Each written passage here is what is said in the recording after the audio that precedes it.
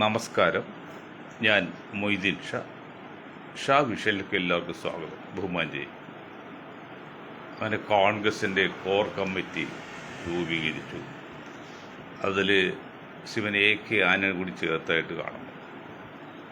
അത് വേണ്ടായിരുന്നു. AK ആന്റണി നമ്മൾ ഇകഴ്ത്തേം വേണ്ട പുകഴ്ത്തേം വേണ്ട, ഒന്ന് മാറ്റി നിർത്തിയാൽ മതിയായിരുന്നു. പക്ഷെ അത് ചെയ്തില്ല. ഇതൊക്കെ തന്നെയാണ് കോൺഗ്രസ്സിന് അടിസ്ഥാനപരമായി പറ്റുന്ന ബുദ്ധിമുട്ടും. ഈ പാസ് ഒപ്പിക്കാൻ വേണ്ടി ഇവിടെ സഭ വിളിച്ചു കാണും, രാഹുലിനെ വിളിച്ചു കാണും, അല്ലെങ്കിൽ വധേരെ വിളിച്ചു കാണും. ശരി, രാഹുൽ ആന്റണി ഇരിക്കട്ടെ. ഇവിടെ കോൺഗ്രസ്സുകാർ ആന്റണിയല്ലേ ഇത്രയും 40 വർഷം സോണിയയുടെ കൂടെ സോണി തലയിൽ കയറിയിരുന്ന് ഈ കോൺഗ്രസ് നശിപ്പിച്ചത്. കാരണം അതതിന് കഴിവില്ല, അതാണല്ല, വേറെ കോൺഗ്രസ് നശിപ്പിക്കാൻ വേണ്ടി ചെയ്തല്ല. അതേപോലെ ആസാമിലെ ആ ബന്ധം, മുന്നണി ബന്ധം, ഒരു മുസ്ലിം പാർട്ടി ഉണ്ടാക്കിയപ്പോൾ അതിനെ ചേർത്ത് നിർത്തിക്കുന്ന ആസാം പോരുന്നോ? ആക്കിയില്ലല്ലോ. ഇവിടെ എത്ര കൊണ്ടാലും കോൺഗ്രസ് പഠിക്കില്ല. വെച്ചാൽ എന്ത് ചെയ്യും? ഇപ്പോൾ വാനോളം പോയിരുത്തുന്നുണ്ട് കോൺഗ്രസിനെ, രാഹുലിനെയൊക്കെ. ഇന്ന് ജേർണലിസ്റ്റ് ചാനലൊക്കെ എന്തുമാത്രം പുകഴ്ത്തണം. ബീഹാറിൽ രാഹുലും പ്രിയങ്കയും അടിച്ചും മറിക്കുന്നു. ഈടോ ജേർണലിസ്റ്റിലെ യദു കൃഷ്ണ, ഇലക്ഷനിൽ ആൾക്കൂട്ടല്ല, ഇലക്ഷൻ വേണ്ടി വോട്ട് ചെയ്യുക എന്നുള്ളതാണ്. അതിൽ ഇതെങ്കിലും യദു കൃഷ്ണ പോലുള്ള രാഷ്ട്രീയക്കാരും അല്പം മിതത്തുള്ളൊരു ചിന്തിക്കുകയും ഇലക്ഷനിൽ തെരഞ്ഞെടുപ്പിൽ ഒരു വോട്ടിങ്ങിൽ ജയമാണ് വിജയം. അത് വേണ്ട 3 കാര്യമാണ്. ഒന്ന്, വോട്ട് ലിസ്റ്റിൽ പേരുണ്ടാക്കുക, അവരെ കൊണ്ട് വോട്ട് ചെയ്യിക്കുക, ആ വോട്ട് ചെയ്ത വോട്ട് എണ്ണുന്ന വരെ നഷ്ടപ്പെടാതെ സൂക്ഷിക്കുക. അങ്ങനെ ഒരു വോട്ടിങ് ജയിച്ചാൽ അത് ജയമാണ്. അതാണല്ല ആൾക്കൂട്ടം കൂടി. രാഹുൽ ഗാന്ധി കഴിഞ്ഞ പാർലമെന്റ് ഇലക്ഷൻ എന്താണ് യുപിയിലേക്ക് നിൽക്കാൻ ഒരു സ്ഥലം ഉണ്ടാകില്ല, ആൾക്കൂട്ടം ബഹളമായിരുന്നല്ലോ. എന്തു പറ്റി? അപ്പോൾ നിങ്ങൾക്ക് വേണ്ടി പറയാം ഇലക്ഷൻ തട്ടിപ്പാന്ന് ആയിരിക്കാം. ഇതാണ് ബുദ്ധിയില്ലാത്ത പ്രതിപക്ഷത്തിനെ കുറിച്ച് പറയുമ്പോഴേ എങ്ങനെ പറയാനാ? ഞാൻ ഒരു കാര്യം ആത്യന്തികമായിട്ടും അവസാനമായിട്ടും പറയാണ്. ഇതിനും പറഞ്ഞ കാര്യമാണ്. ഇപ്പോൾ കോൺഗ്രസിൻ്റെ കേരളത്തിലെ ജമാഅത്ത് ഇസ്ലാമിയുടെ ഒരു ബന്ധമില്ല, അവരെയൊക്കെ മാറ്റി എന്ന് പറഞ്ഞ ഒരു കോൺഗ്രസ് നേതാവോ UDF നേതാവോ പറഞ്ഞു. ഞാൻ പറഞ്ഞത് ജമാഅത്ത് ഇസ്ലാമിയുടെ പാർട്ടി, വെൽഫെയർ പാർട്ടിയോ അതോ LSTP അതൊന്നും ശരിയാണെന്നോ അല്ലെങ്കിൽ തെറ്റാണെന്നില്ല. പക്ഷെ ഇവിടെ നമ്മളൊരു കാര്യം മനസ്സിലാക്കുന്നത്, ആ കാര്യം ഞാൻ RSSനെ അംഗീകരിച്ചുകൊണ്ട് പറയട്ടെ. എന്ന് വെച്ചാൽ ഇന്നിപ്പോൾ അവർ ഭരിക്കുകയാണ് രാജ്യം. അപ്പോൾ രാജ്യം ഭരിക്കുമ്പോൾ ആ കക്ഷി നമ്മൾ കുറ്റമിട്ട് കാര്യമുണ്ടോ? പക്ഷേ ലോകത്ത് ഏറ്റവും വലിയ സംഘടന, സാംസ്കാരിക സംഘടന RSS ആണെങ്കിൽ അതിൽ ഏറ്റവും വലിയ വർഗീയവാദിയും പിന്നെ ഫാസിസ്റ്റുകളും അവർ തന്നെയാണ്. ഇവിടെ കോൺഗ്രസ്സുകാർ, കമ്മ്യൂണിസ്റ്റുകാർ, മറ്റേ ലീഗുകാർ നോക്ക്. അതായത് മുസ്ലിങ്ങൾ, ക്രിസ്ത്യാനികൾ, കമ്മ്യൂണിസ്റ്റുകൾ, ഇപ്പോൾ മറ്റേ ജനാധിപത്യവാദി, ഈ 4 പേരെ ജീവിക്കാൻ പോലും അനുവദിക്കില്ല എന്ന് പറയുന്ന ഒരു ഒരു സാംസ്കാരിക പ്രസ്ഥാനവും ന്യൂനപക്ഷങ്ങൾ സംഘടിച്ച് അവരുടെ ഭൂരിപക്ഷ സമുദായത്തിലെ തീവ്രവാദികളിൽ എന്താണ് ഫാസിസ്റ്റുകളിൽ നിന്ന് രക്ഷപ്പെടാൻ വേണ്ടി ഒരു സംഘം ഉണ്ടാക്കിയാൽ അത് ഒരുപോലെ കണക്കാക്കാൻ പറ്റുമോ? നിങ്ങൾ ആരോടാണോ ഈ പറയുന്നത് കോൺഗ്രസ്സുകാർ? ഞാൻ പറഞ്ഞല്ലോ, ശിവസേനയാണ് BJPയേക്കാൾ തീവ്രവാദം, പ്രാദേശികവാദമാണ് ശിവസേന കാട്ടിക്കൂട്ടിയ കോപ്രായങ്ങളും മലബാരികൾ, അല്ലെങ്കിൽ എന്താണ് തമിഴ്നാട്ടിൽ പറയുന്ന ഒരു മദിരാശികളെ കൊണ്ട് കൊന്ന കാര്യം നിങ്ങൾക്കറിയാമല്ലോ. അത്ര മോശം ഒരു സംഘടനയത്. അത് BJP ഒരിക്കലും പ്രാദേശികവാദം പറഞ്ഞിട്ടില്ല. ഇത് അക്രമ പാർട്ടിയുടെ ഒപ്പം തന്നെ പ്രാദേശികവാദം പറഞ്ഞതാണ് ഈ ശിവസേന. ആ ശിവസേന മാനസാന്തരം വന്നപ്പോഴും കോൺഗ്രസ് ചേർത്തു. അപ്പോൾ കോൺഗ്രസ് ചെയ്ത സമയത്ത് നമ്മുടെ VM സുധീരൻ പറഞ്ഞ് പാടില്ല, അദ്ദേഹത്തിൻ്റെ ദൃഷ്ടി നോക്കിയാൽ ശരിയാണത്. പക്ഷേ എങ്കിലും മാനസാന്തരപ്പെട്ട ചേർക്കുക, അങ്ങനെ ചേർത്ത് കുറേ കാലം ഭരിക്കുകയും ചെയ്തു. അത് ഒരു കുഴപ്പമുണ്ടായില്ല. പക്ഷെ ന്യൂനപക്ഷങ്ങൾ ഒരു സംഘടന ഉണ്ടാക്കിയാൽ അത് പാടില്ല. അത് തീവ്രവാദമാണ്, ഭീകരവാദമാണ്, വർഗീയവാദമാണ്. അത് ഏത് കോട്ടായത്തെ നീതിയാണോ കോൺഗ്രസ് അല്ലെങ്കിൽ കമ്മ്യൂണിസ്റ്റ്? ഇന്ത്യ ഭരിക്കുന്നത് സംഘപരിവാറാണെന്ന കാര്യത്തിൽ യാതൊരു സംശയമില്ല. ഇപ്പോൾ 11 വർഷം കഴിയാൻ പോകണം. എന്നിട്ടും ഏതെങ്കിലും ന്യൂനപക്ഷ പാർട്ടി ഒരു സംഘം ഉണ്ടാക്കിയാൽ അത് ഭീകരവാദം, അല്ലെങ്കിൽ തീവ്രവാദമാണോ, അല്ലെങ്കിൽ രാജ്യദ്രോഹിയാണ്. രാജ്യദ്രോഹി എന്ന് പറയുന്നില്ല, അത് തെറ്റ് തന്നെയാണല്ലോ രാജ്യദ്രോഹം എന്ന് പറയുന്നത്. ചേർക്കാൻ പറ്റില്ല എന്നുള്ളത്. അതാ പറയുന്നത് ഇന്നത്തെ ഇന്ത്യൻ നാഷണൽ കോൺഗ്രസ് നയിക്കുന്ന ഈ കത്തോലിക്ക കോൺഗ്രസും കത്തോലിക്ക പാർട്ടി ഇപ്പം ആന്റണി കണ്ടില്ലേ ആരുടെ ഭാര്യ ഇന്നും കൂടി പറഞ്ഞില്ല, അവിടെ ചെന്ന് മോൻ എല്ലാം ചെയ്യുമെന്നൊക്കെ പറഞ്ഞ് അച്ഛൻ പറഞ്ഞു, അമ്മ പറഞ്ഞു എന്തെല്ലാം കോലാഹലം ഉണ്ടാക്കി. വർഷം ഒന്നും കഴിഞ്ഞില്ലോ, ഈ മോൻ്റെ പേര് കേൾക്കാനുണ്ടോ? അങ്ങനെ എല്ലാം ചെയ്തെന്താണ്, വെറുതെ പോയതല്ല.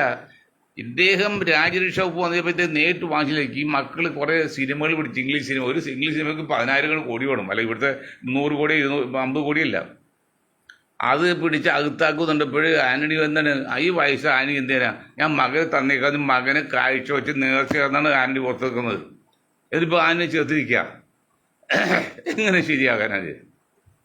അതുപോലെ പറഞ്ഞു വരുന്നത് ശിവസേനയെ കൂട്ടുകൂടാം, കുഴപ്പമില്ല, മനസ്സാന്തം ബന്ധപ്പെട്ടാണ്.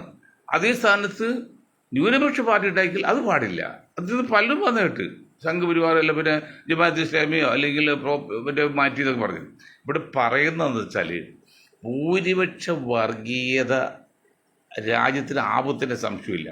ന്യൂനപക്ഷ വർഗീയത നേരിട്ട് ആപത്തല്ല, പക്ഷേ ന്യൂനപക്ഷ വർഗീയത വന്ന് ഭൂരിപക്ഷ വർഗീയത വളരും, അത് നാട്ടിൽ ആപത്താണ്. അപ്പോൾ ഭൂരിപക്ഷ വർഗീയത ഇവിടെ കുഴപ്പമില്ല. RSSന് ഇപ്പോൾ ഒരു വർഗീയ പാർട്ടി ഇപ്പോൾ ആരും പറയില്ലല്ലോ, ഫാസിസ്റ്റൊന്നുമല്ല.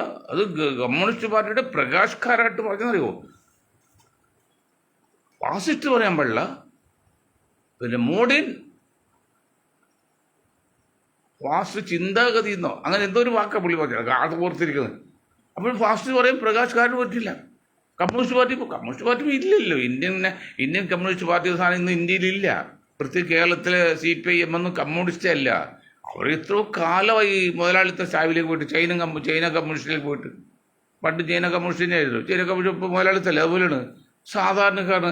ഇന്ന് ഒരു കാര്യം നിങ്ങൾ മനസ്സിലാക്കി, ആധുനിക ഇന്ത്യയിൽ BJP വന്നതിന് ശേഷം കേരളത്തിലും കമ്മ്യൂണിസ്റ്റ് പാർട്ടിയും കോർപ്പറേറ്റുകൾക്ക് വേണ്ടിയാണ്.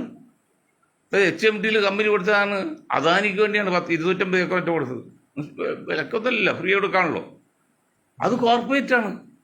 ഇപ്പോൾ ഇത് നമ്മുടെ വയനാട്ടിൽ ഭൂകമ്പം അല്ലെങ്കിൽ വെള്ളപ്പൊക്കം ഉണ്ടെങ്കിൽ പണം കൊടുക്കാൻ വേണ്ടി കൊടുത്തില്ല, അത് കാര്യം വെച്ച് അത് അദാനിക്ക് വേണ്ടി എത്ര 1000 കോടി LIC സർക്കാർ കൊടുത്ത്, BJP ഗവൺമെൻറ് കൊടുത്ത്, വിത്തൗട്ട് പലിശയില്ലാതെ.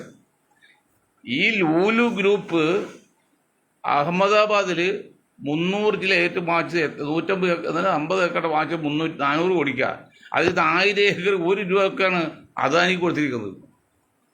ഒന്ന് ആലോചിച്ച് നോക്കിയ കാര്യങ്ങൾ കിടപ്പ്. അപ്പോൾ ഇപ്പോൾ കോർപ്പറേറ്റുകൾക്ക് വേണ്ടി മാത്രമാണ് ഗവൺമെൻറ് ഓഫ് ഇന്ത്യയുടെ ഭരണം നടക്കുന്നത്. കേരളത്തിലും അത് തന്നെ. അത് ചായ മുല്ല പോമ്പിയേറ്റ് കിടക്കുക, കല്ലിരുമണ്ണ സൗരി പോലെ അവരാണ് ചായവ്. അങ്ങനെ അത് ധിക്കരിച്ച് പോകാനും പറ്റില്ല. എന്താ തീവെട്ടി പോലെ നടക്കുന്നത്? ചോദിക്കാനും പറഞ്ഞ് ആരെങ്കിലും ഉണ്ടോ ഇന്ത്യയിൽ? എന്ത് തോന്നിയാസം ചെയ്താലും ഒരു ചോദ്യമില്ല, ഒന്നുമില്ല, ഒരു ചോദ്യമില്ല. അപ്പോൾ CPM ഓഫീസ് കയറി ചെയ്താൽ ഓക്കെ, BJP ഓഫീസ് കയറി ഓക്കെ, അതെല്ലാം കഴിച്ച് പോരാ. അങ്ങനെ ഓരോ കാര്യം. ഇന്നലെ ഒരു ഹമീദ് എന്ന് പറഞ്ഞാൽ അവൻ കള്ളം തന്നെ യാതൊരു സംശയമില്ല. കാരണം ആ മകളെയും മകനെയും മരുമകളെയും കൊച്ചിനെയൊക്കെ കൊല്ലുന്ന അപ്പോൾ അതിന് അയാളെന്താണ് അയാളുടെ അവസാനം തൂക്കി കൊല്ലാൻ വിധിച്ചിട്ടുണ്ട് ഒരു സാധാരണ ജഡ്ജി. അത് ഇനി ജില്ലാ ജഡ്ജി ഒരു പിന്നെ ഹൈക്കോടതിയിൽ പോയി മാറിപ്പോവും. അയാൾ തൂക്കി കൊല്ല മാത്രമല്ല അവിടെ തന്നെ വെടിവെച്ച് വന്നാൽ ഞങ്ങൾക്ക് വരാതില്ല, അത്ര മോശമാണ്. പക്ഷേ കളമശ്ശേരിയിൽ 1000 ആൾക്കാർ പങ്കെടുത്ത് ബോംബ് വെച്ച് 5-6 പേരായിട്ട് കൊന്നിട്ട് അത് എൻ്റെ പെടുന്നില്ല, ഒന്നുമില്ല, അയാൾക്ക് സ്വസ്ഥമായിട്ട് നടക്കുകയാണ്. എന്താ വിധിച്ച ശിക്ഷ കോടതി? അപ്പം കോടതികളിൽ പോലും ആളും തരമൊക്കെ നോക്കിയുള്ള വിധി വരുന്നുണ്ട്. അപ്പോൾ തീർന്നില്ലേ? കോടതിക്ക് ഒരു വീഴ്ചയായിട്ട് പിന്നെ ആരോടെ പറയുന്നത്? അത് ഓരോ കേസ് എടുത്താലും അതിന് നീതിപൂർവ്വം അല്ല നടക്കുന്നത്. അപ്പോൾ കോൺഗ്രസിൻ്റെ കാര്യം ഞാൻ പറഞ്ഞു. രാഹുൽ ഗാന്ധി ഇപ്പോൾ ഇന്ന് കണ്ടില്ലേ, രാഹുൽ ഗാന്ധി ഒരു ദളിത് യുവാവിനെ തല്ലിക്കൊന്നപ്പോൾ കള്ളനാൻ തല്ലിക്കൊന്നപ്പോൾ അവിടെ ചെന്ന് സന്ദർശിച്ചു. നല്ല കാര്യം തെറ്റൊന്നുമില്ല. പക്ഷെ അതുപോലെ പശുക്കടത്തിൻ്റെ പേരിലൊക്കെ 100 ആൾക്കാർ മുസ്ലിങ്ങൾ കൊല്ലുന്നുണ്ടല്ലോ. അവിടെ ഏതെങ്കിലും സ്ഥലത്ത് ഈ രാഹുൽ ഗാന്ധി പോയിട്ട് ഫോട്ടോയിൽ കാണിച്ചു തരാമോ? ഒരു സ്ഥലത്ത് പോയതിൻ്റെ പ്രിയങ്ക രാഹുൽ പോയതിൻ്റെ? കാരണം ഇത്രയും കാലമായിട്ട് ഈ നമ്മൾ 20% വരുന്ന മുസ്ലിങ്ങൾ വോട്ട് 99.9% വോട്ട് കൊടുക്കുന്ന ആർക്കിടും? കോൺഗ്രസ് പാർട്ടികൾ, കോൺഗ്രസ് നയിക്കുന്ന മുന്നണിക്കല്ലേ? ആ ഒരു പരിഗണന ഒരു കണക്കുണ്ടോ? ഞങ്ങൾ കോൺഗ്രസ്സിൽ ചോദിക്കുകയാണ്, മുസ്ലിം സമുദായത്തിൽ ചോദിക്കുകയാണ്, കോൺഗ്രസ്സിലെ മുസ്ലിങ്ങളോട് ചോദിക്കുകയാണ്. നമുക്ക് തുല്യ നീതി വേണ്ടേ? അത് ചെയ്യുന്നുണ്ട് ഓരോ കാര്യങ്ങളും. ഇപ്പോൾ സ്ഥാനമാനങ്ങൾ പങ്കെടുത്തിട്ടുണ്ടല്ലോ, എവിടെ എത്തി നോക്ക്, ആർക്ക് കൊടുത്തിട്ടുണ്ട്, എത്ര ലിസ്റ്റ് നോക്ക്. ഞങ്ങളെല്ലാം വെരിഫൈ ചെയ്യുന്നുണ്ട്, സ്റ്റഡി ചെയ്തവരാണ്. ഇനിയിപ്പോൾ സ്ഥാനമാനങ്ങൾ പങ്കെടുത്ത് അസംബ്ലിയിലേക്ക് മറ്റൊക്കെ, അപ്പോൾ ഏതെങ്കിലും വക്കും മൂലയും കൊടുക്കും. അപ്പം അതിന് അവർ പറയുന്ന, അത് ഈ സവർണ ഫാസിസ്റ്റുകൾ പറയുന്ന ഒരു രീതി എന്നറിയോ? മറ്റൊന്നും ഇപ്പോൾ നോക്കുന്നില്ല, വിജയ സാധ്യം മാത്രമേ ഉള്ളൂ. കാരണം പട്ടിയെ തല്ലി കൊന്ന ശേഷം പേപ്പിട്ടിയെന്ന് അമേരിക്ക പറയും പോലെ, അമേരിക്കൻ പഴഞ്ചിൽ പോലെ. അപ്പോൾ എന്താണ്, അയാൾ ജയിക്കാൻ സാധ്യതകൾ കൊടുക്കുക, അതിന് കൊടുക്കാൻ മറ്റുള്ള കൊടുക്കാൻ പറ്റില്ല. അതിന് അവരെന്നെ ജയിക്കാൻ സാധ്യത ഉണ്ടാക്കാനുള്ള അവർക്ക് ആ സ്ഥാനാർത്ഥിക്ക് അനുകൂലമായിട്ടുള്ള ട്രെൻഡ് ഉണ്ടാക്കും. അത് അവർ മെഷീനറി ഉണ്ടല്ലോ. ഏതെങ്കിലും ന്യൂനപക്ഷക്കാരൻ വന്ന പ്രത്യേക മുസ്ലിം സമുദായ ഒരാൾ വന്നതിൽ അത് പഠിച്ച് പാസ്സാവില്ല. അവിടെ പ്രശ്നമുണ്ട്, ഹിന്ദുക്കളും ക്രിസ്ത്യാനികൾ കൂട്ടിയില്ല എന്ന് പറഞ്ഞ് മാറ്റി നിർത്തിയിട്ട് അവരിഷ്ടപ്പെട്ട ആളുകൾ. ഇതൊക്കെ ഞങ്ങൾ ശരിക്കും പരിശോധിക്കും ഈ ലിസ്റ്റ്. ഇപ്പോൾ കമ്പ്യൂട്ടർ അറിയാണ്ട് നെറ്റിൽ അടിച്ചാൽ കിട്ടും, ഒന്നും ചെയ്യണ്ടായി, ഇരുന്ന ഇരിപ്പി കിട്ടും. അതിൽ മാന്യമായിട്ട് ജനസംഖ്യയ്ക്ക് ആനുപാതികമായിട്ടൊരു സ്ഥാനമാനങ്ങൾ ഈ സമുദായത്തിൽ കൊടുത്തില്ലെങ്കിൽ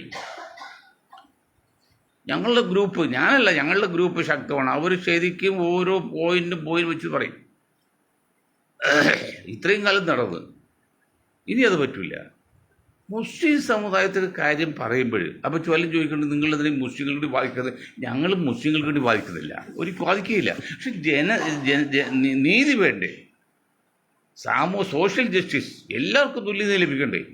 ഈ ഒരു സമുദായം വരുമ്പോൾ നീതി കിട്ടാതെ, അതാണ് ഞാൻ പറഞ്ഞത്. കോൺഗ്രസ്സുകാരോട് പറയാണ്, ഇപ്പം നിങ്ങൾ ന്യൂനപക്ഷങ്ങൾ പാർട്ടി ഉണ്ടാക്കിയപ്പോൾ മുസ്ലിം സമുദായം പാർട്ടി ഉണ്ടാക്കി, അത് നിങ്ങൾ കൂടില്ല. ഞങ്ങൾ പേടിയാണ്, ഹിന്ദുക്കളെ വോട്ട് പോകില്ല, കേരളത്തിൽ ക്രിസ്ത്യാനി വോട്ട് കിട്ടൂല എന്ന് പറയും. ഇവിടെ ഉപ്പുള്ളപ്പോൾ ഉപ്പ് ഇട്ടത് വേണോ എന്ന് പറയുമ്പോഴാണ് സംഘപരിവാറെ ആശയമുള്ളവർക്ക്, അവർക്ക് വോട്ട് ചെയ്യുള്ളൂ, അവരൊന്നും കോൺഗ്രസ് ഓടിക്കാൻ പാടില്ല. പിന്നെ കിട്ടുന്ന മറ്റു വോട്ട്, ആ മറ്റു വോട്ടും കിട്ടില്ല. ഇത് സംഘപരിവാറിൻ്റെ വോട്ടും കിട്ടില്ല, മറ്റു വോട്ടും കിട്ടില്ല. ഇങ്ങനെ ചെയ്യുമ്പോഴേ അതിനെ മൃദു ഹിന്ദുത്വം എന്നൊക്കെ വേണമെങ്കിൽ പറയാം. മൃദു ഹിന്ദുത്വം ഇത് കണ്ടുകൊണ്ട് മടുത്തതേ, അത് ശരിയല്ലെന്നേ. 11 വർഷമായി സംഘപരിവാർ അധികാരത്തിൽ കയറിയേക്കുന്നത്. അത് സംഘപരിവാർ കോൺഗ്രസ് ഭരിക്കും. ഞാൻ പറഞ്ഞു, കോൺഗ്രസ് ഭരിക്കും, കോൺഗ്രസ് ആൾ കയറ്റിയിട്ട് കമ്മ്യൂണിസ്റ്റ് ഭരിക്കും, കമ്മ്യൂണിസ്റ്റ് ആൾ കയറ്റും. അപ്പോൾ സംഘപരിവാർ ഭരിക്കും, അവർ ആൾ കയറ്റും. ഞങ്ങളൊരു കുറ്റം പറയത്തില്ല, കാരണം നിങ്ങൾ പറഞ്ഞാൽ മണ്ടനാവും. ഞങ്ങൾ ഐ എം നോട്ട് മാഡ്, ഞങ്ങൾക്ക് മണ്ടനാകാൻ പറ്റില്ലല്ലോ. അത് അവർ ഭരിക്കും, അവർ ആൾ കയറ്റാൻ നോക്കും. ഇപ്പോൾ ഒരു അടുത്ത സംഭവം, ഇന്നത്തെ സംഭവം ലേറ്റസ്റ്റ്, MP ആയതുകൊണ്ട് KC വേണുഗോപാൽജിക്ക് പെട്ടെന്ന് മുഖ്യമന്ത്രി പദത്തിൽ വരാൻ ചില ഒരു ബുദ്ധിമുട്ട് വന്നേക്കാം.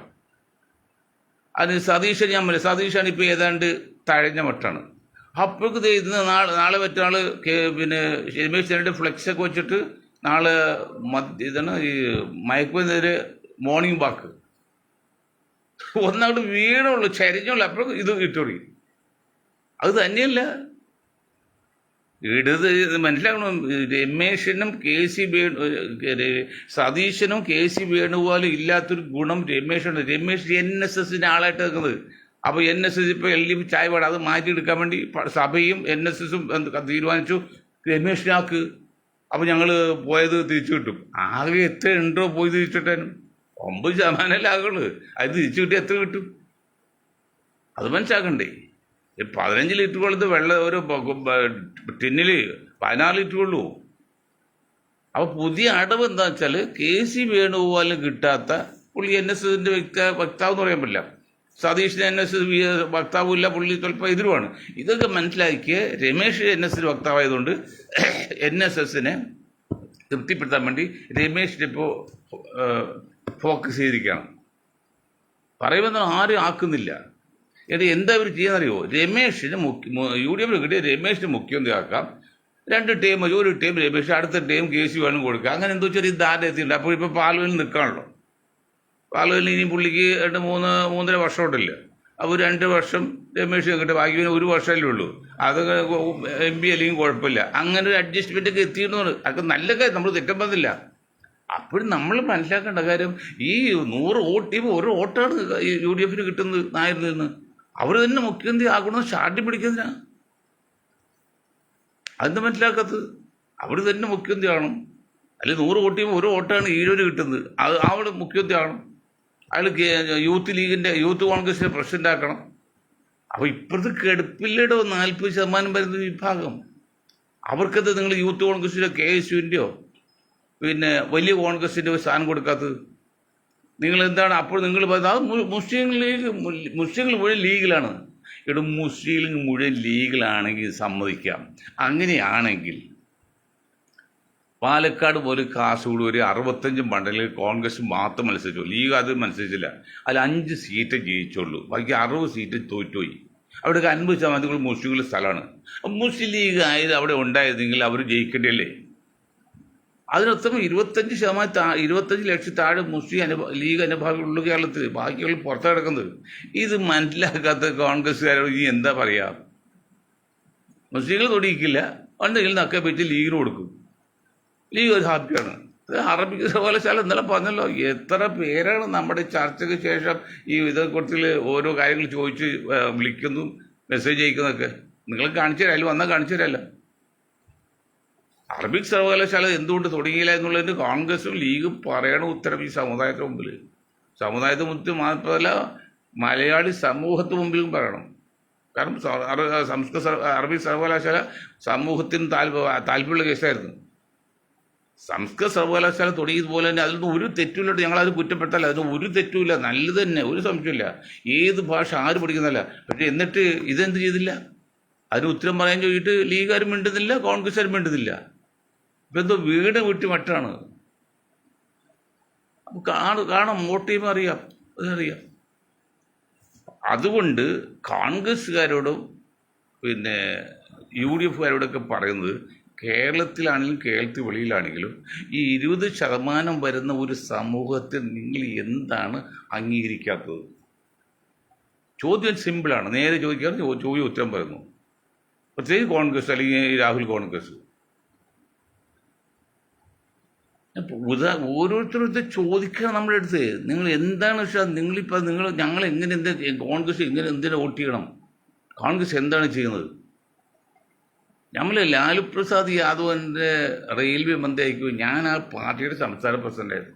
കേരളത്തിൽ ആദ്യത്തെ സംസ്ഥാനം ഞാനാണ്. അപ്പോൾ ഹൈക്കോടതിയിലേക്ക് ഒരു സ്റ്റാൻഡിംഗ് കൗൺസിൽ റെയിൽവേയുടെ ഒരാളെ വച്ച് എല്ലാം ഒപ്പിടങ്ങളിൽ ഞാൻ ലാലുവിൻ്റെ ഓഫീസിന് ഓപ്പോസിറ്റ് ഇരിക്കുന്നു, കസേരയിൽ അദ്ദേഹം അവിടെ ഇരിക്കുന്നു. ഫയലെടുത്തു, ഒപ്പിടാൻ എടുത്തപ്പോഴാണ് സോണിയാഗാന്ധിയുടെ ഓഫീസിൽ നിന്ന് ഒരു കോൾ വന്നു. ആ കോൾ കളമശ്ശേരിക്കാരൻ അച്ചാൽ ഒരു ക്രിസ്ത്യൻ, ഞാൻ പറഞ്ഞു അച്ഛൻ കൊടുക്കാൻ പറഞ്ഞു. സോണിയാഗാന്ധി ഓഫീസിൽ നിന്ന് കോൾ വന്നാൽ പിന്നെ മൊയ്തീൻ ഷായുടെ കുഴപ്പമില്ല കേട്ടോ. അദ്ദേഹം ദേഷ്യപ്പെട്ട ആ ഫയൽ താഴ്ത്തിട്ട് മേശപ്പുറത്ത് കിട്ടും. എന്നോട് ദേഷ്യപ്പെട്ടില്ല, കാരണം നടക്കാവില്ല. അതിനാളായി ആൾ കോടതി കണ്ടിട്ടില്ല. ഞാൻ പറഞ്ഞ ആൾ പിന്നെ ദയവായി കൊണ്ട് അദ്ദേഹം ജഡ്ജി റിട്ടയർഡ് ചെയ്ത വലിയ നിലയിലൊക്കെ ആയിപ്പോയി. അത് വേറെ കാര്യം, അത് അദ്ദേഹത്തെ കഴിവ്, എൻ്റെ കഴിവൊന്നുമില്ല. ഇതാണ് അവസ്ഥ. കോൺഗ്രസ് വന്നാൽ അവസാനം പള്ളിയാണ് നിയന്ത്രിക്കുക. ഇപ്പോഴും നിയന്ത്രിക്കുന്നത് സഭയാണ്, സഭയിൽ പള്ളിയാണ്. ഇനി രാഹുൽ വന്നാൽ അതിനാണ് സഭ നിയന്ത്രിക്കും.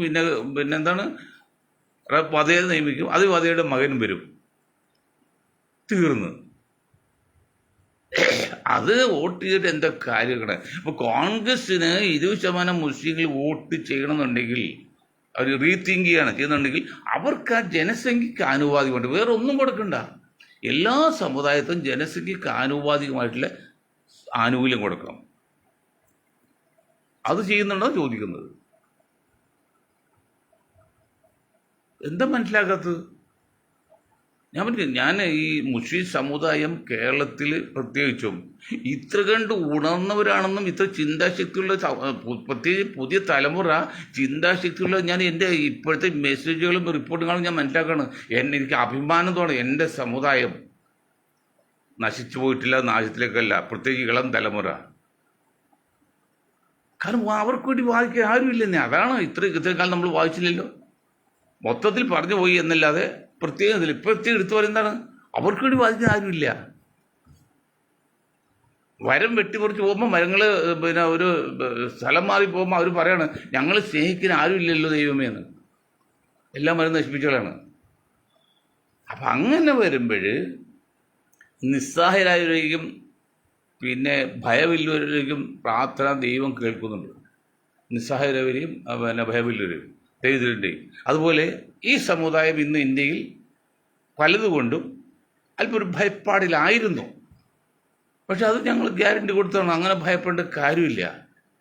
സംഘപരിവാറാണ് ഭരിക്കുന്നതിൽ അവരവരൊരു പ്രസ്ഥാനമാണ്, അവരത് രീതിയിൽ വഴി ഭരിക്കും. അവർക്ക് ഭരണം കിട്ടിയ പിന്നെ അവർ പിന്നെ നശിപ്പിക്കാൻ നോക്കണമില്ലല്ലോ. ആർക്കത്രേ ഉള്ളൂ. നമ്മൾ വണ്ടി ചവിട്ടി ഓടി പോകുന്നു, സൈക്കിൾ ചവിട്ടി പോകുന്നു, കയറ്റം കയറി അങ്ങോട്ട് എത്തിക്കഴിഞ്ഞാൽ പിന്നെ ഇട്ട് ചവിട്ട ആവശ്യമില്ലല്ലോ. അതുപോലെ അവർ ലക്ഷ്യം എന്നാലും അവരുടെ ആധിപത്യമായത് അതിപ്പോൾ ഏതാണ്ട് ഇപ്പോൾ 90% ആധിപത്യം അത് തന്നെയാണ്. പിന്നെ അവർക്ക് എന്തിനും വ്യാകുലത അല്ല, ആവശ്യമില്ല. ചെയ്യാവുന്ന വരുമാനം ചെയ്ത് ഇനി ഇതിൽ ചെയ്യാനുമില്ല. മുസ്ലിം സമുദായത്തെ ഇനി ഇതിൽ ചെയ്യാനില്ല. എന്ത് ചെയ്യാനുള്ളൂ? നമ്മൾ 8% അവകാശം ഉണ്ടായത് 1% താഴെയായി. 35 കോടി ഉണ്ടായപ്പോഴേ 100ഓളം MP ഇപ്പോൾ അത് 250 കോടിയപ്പോൾ 200 താഴെ കുറച്ച് ഇനിയും കുറച്ച് വരാണ്. പിന്നെ ഇനി അവർക്ക് എത്ര നഷ്ടപ്പെടാനില്ല? സമ്പത്താണെങ്കിലും എല്ലാം കുറച്ച്. ഇവിടെ ഈ ഗൾഫിൽ പോയി കുറച്ച് പണം ഉണ്ടാക്കി ഒരു 10,000 പേര് കാറുമൊക്കെ ആയിട്ട് കേരളത്തിൽ അങ്ങോട്ട് നടക്കും. ഇവർ ഈ 1000 പേരാണ് അങ്ങോട്ട് ഇങ്ങോട്ടൊക്കെ പോകുന്നത്. ചെല്ലുമ്പോൾ എവിടെ യോഗം വിളിച്ചാൽ അവിടെ ലീഗ് കാറുണ്ടാവും, മുസ്ലിങ്ങളുണ്ടാവും. ഇതെല്ലാം ഈ ആൾക്കാർ പരസ്പരം പോകുന്ന. അതാണ് ആന്തോണി പറഞ്ഞത്, ഹിന്ദു യോഗം കൂടിയാൽ 10 കാറുണ്ടാവില്ല, മുസ്ലിങ്ങൾ യോഗം കൂടിയാൽ 1000 കാറുണ്ട്. അതല്ലേ? അപ്പോൾ അങ്ങനെയെല്ലാം വരുമ്പോഴും സമുദായത്തിന് ജനസംഖ്യയ്ക്ക് ആനുപാതികമായി ഒരു സഹായം, സംവരണം അല്ലെങ്കിൽ പറഞ്ഞത് വിഹിതം അത് കൊടുക്കണം. നമ്മൾ പറയില്ല, അല്ല ഒരിക്കലും കൂടുതൽ കൊടുക്കണമെന്നൊന്നും പറയുന്നില്ല. ജനസംഖ്യയ്ക്ക് മറ്റ് സമുദായങ്ങൾക്ക് കൊടുത്തതുപോലെ തന്നെ ഈ സമുദായം കിട്ടും. ഇവിടെ ഇന്ത്യയിൽ ദളിതിന് കൊടുക്കുന്നിട്ട് 10 ആനുകൂല്യം ഈ സമുദായം കിട്ടത്തില്ല. ദളിത് ഇപ്പോൾ 120 MP നിങ്ങൾ മനസ്സിലാക്കണം എന്തുകൊണ്ടാണ് ദളിതിന് 120 MP. അത് അംബേദ്കർ എഴുതിയുണ്ടാക്കിയ ഭരണങ്ങളിൽ അംബേദ്കർ ശ്രമിച്ചിട്ട് ആ സംവരണം ഉള്ളതുകൊണ്ടാണ്. 22% സംവരണമുണ്ട്. ആകെ 540 സീറ്റ്. അപ്പോൾ 20% ആകുമ്പോൾ 120 അങ്ങനെ 120 വരുന്നത്. 22% സംവരണം കൊണ്ടാണ് അത് ജനസംഖ്യക്ക് ആനുപാതികമാണെന്ന് ഓർക്കണം. മറ്റ് സമുദായങ്ങൾക്ക് പകുതി 3 മുസ്ലിങ്ങൾ ഇപ്പോൾ 40% അവർക്ക് 12% റിസർവേഷൻ. ക്രിസ്ത്യാനിക്കൊക്കെ അങ്ങനെയൊക്കെയാണ്. ദളിത് എന്താണ് ഈ ജനസംഖ്യക്ക് ആനുപാതികമായിട്ട് അന്നിന് കൊടുത്തിട്ടുണ്ട്. അത് അംബേദ്കർ ശ്രമിച്ചാൽ അതുകൊണ്ട് അന്ന് ഇന്ത്യയിലെ മുസ്ലിങ്ങൾ ശ്രമിക്കാത് അന്ന് പ്രത്യേക പ്രശ്നമായിരുന്നു. ശ്രമിച്ചാൽ അവനെ ഒറ്റപ്പെടുത്തും. അല്ല ഇസ്ലാർ അൻസാരിയെ തകർത്ത് കളഞ്ഞില്ലേ? അയാൾ മുസ്ലിങ്ങൾക്ക് വാദിച്ചില്ലെങ്കിൽ മുസ്ലിങ്ങളുടെ കാര്യം പറഞ്ഞു. ഞാനിപ്പോൾ ഈ വാദിക്ക് പോലൊന്നും അൻസാരി വാദിക്കില്ല. ചില സന്ദർഭങ്ങളിൽ ശരീരത്തിൽ ഇമ്മ വരുമൊക്കെ പറയുന്നു, അതേ ഉള്ളൂ. അതുപോലും ഇഷ്ടമായില്ല. ഞങ്ങളിപ്പോൾ ശരിക്കും ശക്തമായിട്ട് വാദിക്കണം. ഞങ്ങൾ സ്വാമി ബാലകൃഷ്ണൻ്റെ സ്വാമി എന്നോട് പറഞ്ഞു, ഷാ സാറേ നിങ്ങൾ ലീഗും മറ്റു പലക്കാൾ കൂടുതൽ നിങ്ങൾ സമുദായത്തെ വേണ്ടി പറയുന്നത് നിങ്ങളാണ്, എന്നിട്ട് എന്തേ നിങ്ങളുടെ സമുദായം ഉണർത്തെഴുന്നേൽക്കുക നിങ്ങൾ അത് സപ്പോർട്ട് ചെയ്തത്? വളരെ ശരിയല്ലേ? ഞാനിപ്പോൾ എല്ലാം മറന്ന് ഞാനും മറ്റാനുകൂല്യം പ്രതീക്ഷയല്ല, എല്ലാം ശത്രുത നേരിക്കൊണ്ട് തന്നെയാണ് ഈ സമുദായത്തിന് വേണ്ടി കൂടി വാദിക്കുന്നത്. സമുദായത്തിന് വേണ്ടി മാത്രമല്ല, വേണ്ടി കൂടി വാദിക്കുന്നത്. പക്ഷെ അതിൻ്റേതായ ഒരു സപ്പോർട്ട് നിങ്ങൾക്ക് സമുദായത്തിൽ നിന്ന് കിട്ടുന്നില്ലെന്ന് സ്വാമി ബാലകൃഷ്ണാനന്ദ പറഞ്ഞു. ബാലകൃഷ്ണാനന്ദ വേറെ കാര്യമാണ് പറഞ്ഞത്. ഈ ജയശങ്കർ വക്കീല് ലാലു പ്രസാദ് യാദവിൻ്റെ മകൻ അഖിലേഷല്ലേ തേജസ്വി യാദവിന് എൻ്റെ 8ാം ക്ലാസ് വിദ്യാഭ്യാസമുള്ളൂ.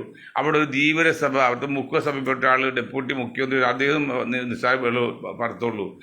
എൻ്റെ പൊന്ന് ജയശങ്കർ വക്കീൽജി, രാജ്യം ഭരിക്കണമെങ്കിൽ ഡിഗ്രി വേണമെന്നില്ല, അറിവ് വേണം, യൂണിവേഴ്സൽ നോളജെങ്കിൽ വേണം. യൂണിവേഴ്സൽ നോളജ് നിർബന്ധമില്ല, യൂണിവേഴ്സൽ നോളജ് വേണം. പിന്നെ ഇന്ത്യയെ സംബന്ധിച്ചാണെങ്കിൽ ഇന്ത്യയിലെ ഇംഗ്ലീഷ് അറിഞ്ഞാൽ മതി. പക്ഷേ ഈ ലാലുവിൻ്റെ മകനൊക്കെ ഹിന്ദി ശരിക്കറിയാം.